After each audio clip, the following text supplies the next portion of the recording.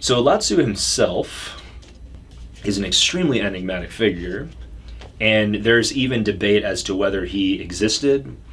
And one of the reasons is that, as we'll see, Taoism emphasizes that we're not supposed to write stuff down, that we're supposed to live our beliefs.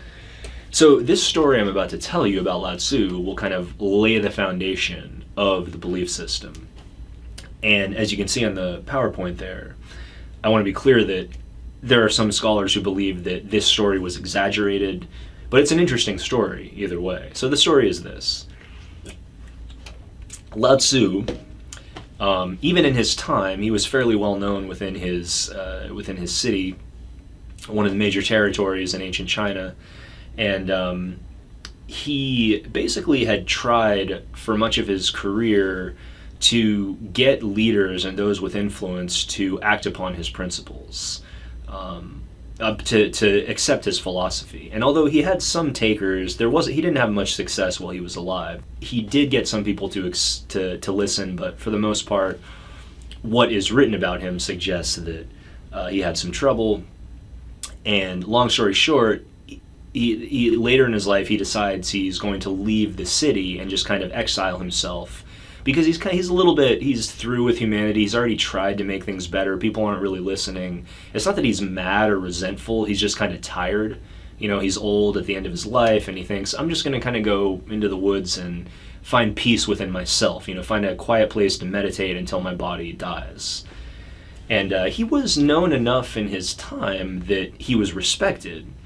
So on his way out of the city, and this is where the story gets more interesting, he meets the city guard, and the story gets told in different ways here. The guard supposedly recognizes him and says, Lao Tzu, what's going on? Where are you going? And Lao Tzu says, well, I'll see you later. I'm out of here. I'm done. I try to change things. I'm out. And the guard says, whoa, wait a minute. You're just going to leave without your legacy, being passed on, with just the memory? Your memory is the only thing we have? That's going to get lost soon. And Lao Tzu says, yeah, but it's not about me. It's about the belief system. It's about, finding peace within the Tao, as we'll talk about later. And the guy goes, well, yeah, I get that, but, maybe you could just write a few things down. The guard says this. Maybe you could just write a few things down so we have a record of your legacy and of some of the core principles.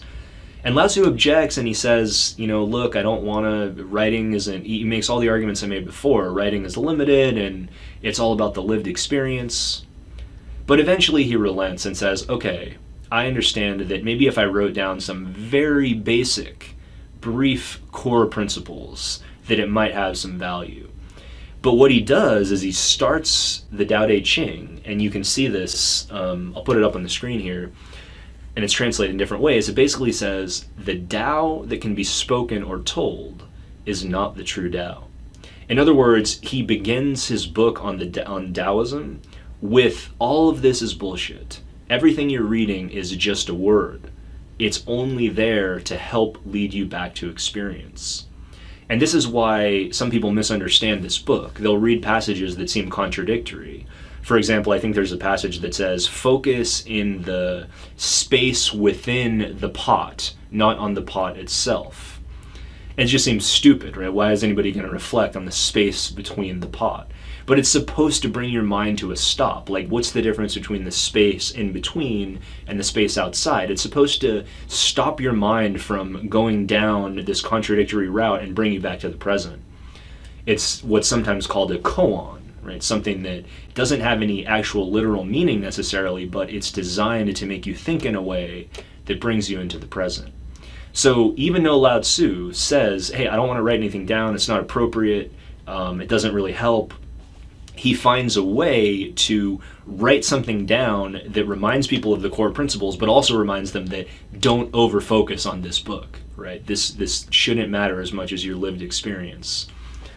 So a lot of people find some very deep beauty in the Taoist perspective, a very simple beauty to it. It doesn't require much extra baggage like many other religions do that are much more complex, including Buddhism and Christianity and Islam. So some people prefer that. But anyways, that's the story. And afterwards, supposedly, he goes off into exile like he wanted to. And the guard compiles those notes, and that becomes the Daodejing, which is the famous, like I said, the Bible of Taoism.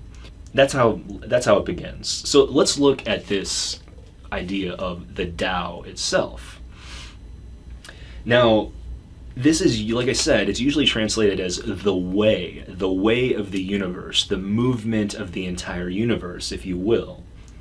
As you can see, for Lao Tzu, this has a very metaphysical feel to it. Right? There's a force beneath all things that is controlling all things in some way that we can connect with, but we can't directly perceive. And George Lucas, when he created Star Wars, was very influenced by not just Taoism, but a guy named Joseph Campbell, who wrote about mythology and wrote heavily about Taoism. And the idea of the dark side of the Force and the light side of the Force, right? That connects with yin and yang, as we'll see. And the idea of the Force itself connects with the Tao. So if you've seen Star Wars, that's a way of understanding what Taoists are saying. But anyways, it's kind of like God, but it's not, because it's one version of God, as you can see in the reader. It's sometimes defined as pantheism, the idea that God is within everything or all around us.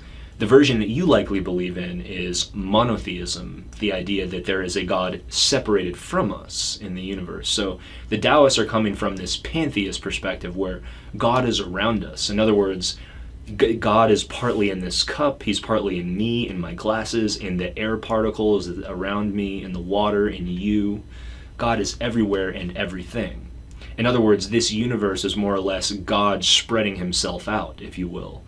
The Tao, though, although we can use words, as I have done so far, to try to point to it, again, the Taoists emphasize that words will never be enough to fully characterize the experience of the Tao.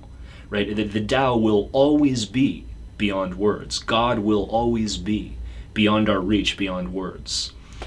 But it's important to understand that the fact that Lao Tzu wrote the Daodejing means that he did see words as being useful.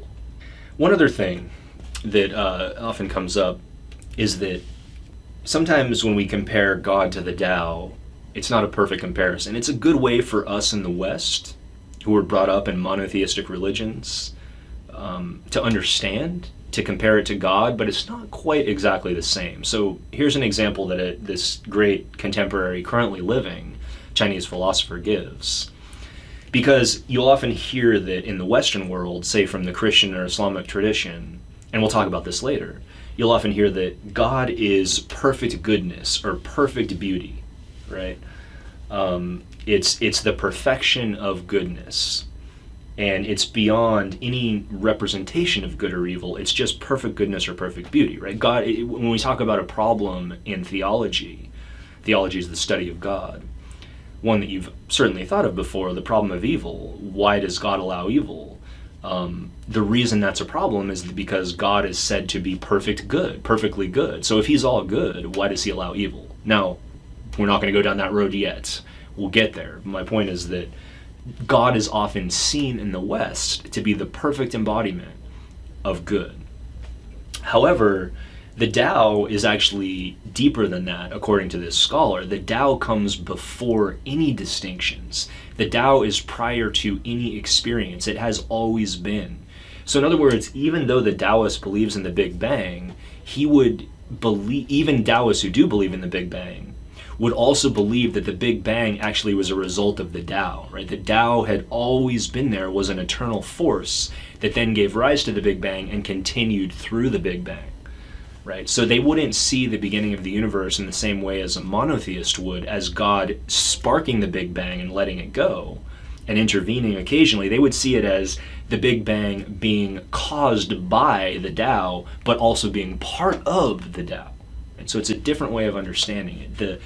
It's prior to our own understanding of good and bad. It comes before any distinctions at all. Right? So what I'm trying to do here is help you get a deeper understanding of what the Tao is and how it is distinguished from the way we understand God in the Western world.